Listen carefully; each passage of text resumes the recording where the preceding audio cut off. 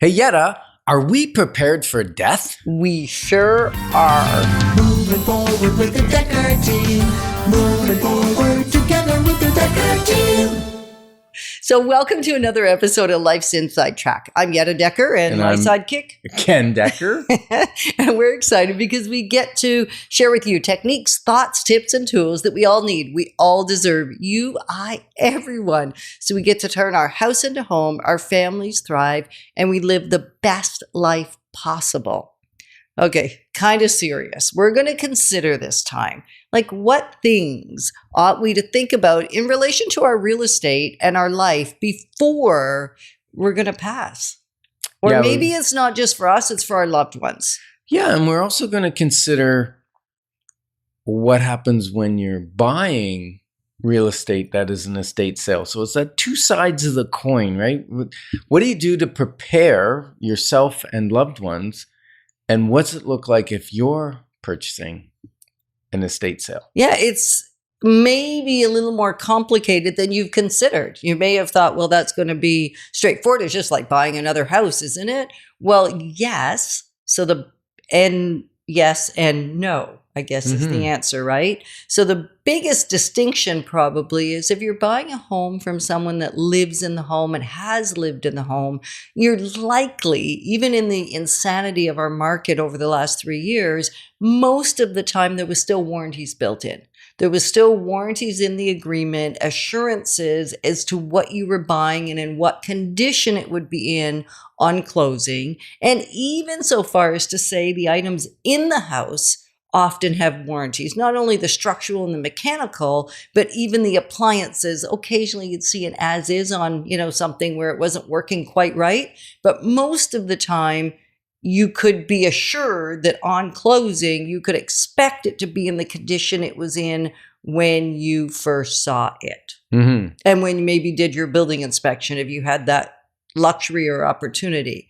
With an estate sale, properties, because they're being sold really by a third party, by the estate, which is not the person that actually owned it, then there are, generally speaking, zero assurances and warranties and no way to really you can't hold the estate to anything about the condition. And so you want to be really certain that you do your due diligence. That's probably the biggest distinction. Mm-hmm. Do your due diligence or be prepared to take the risk if you don't. Yeah, and you know what else happens frequently is an estate sale.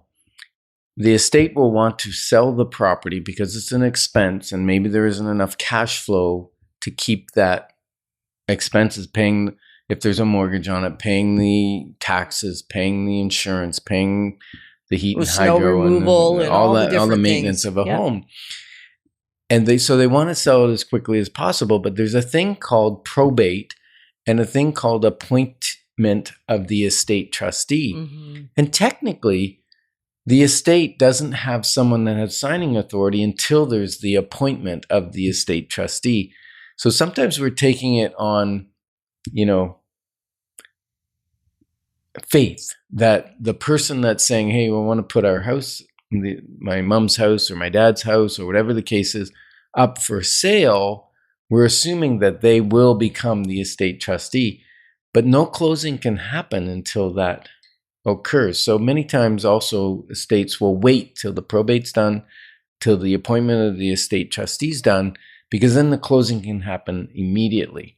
And that's one of the pitfalls for people buying an estate sale where probate hasn't happened. Right. What can happen there? It could. And when Ken says immediately, he doesn't mean like you sign the document saying it closes today. It probably is still going to take about 30 days just to do due diligence, legal process, lawyers doing title search, getting your mortgage. Yeah, absolutely. Your mortgage it's like organized. A typical sale. But if probate hasn't happened, especially when the courts were backlogged, sometimes it was taking months, 6 months.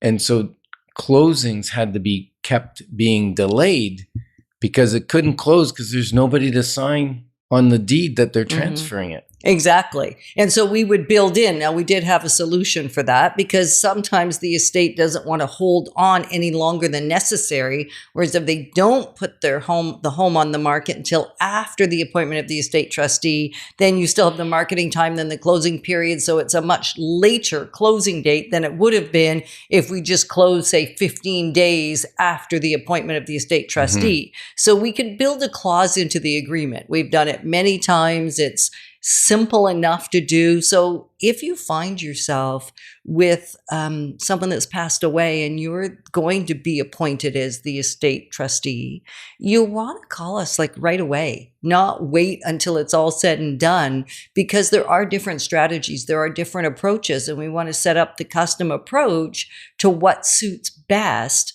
for your specific situation. It really isn't, well, real estate never is. It's not a one size fits all. No such thing. So we want to look at the intricacies and really consider what is best for your particular situation.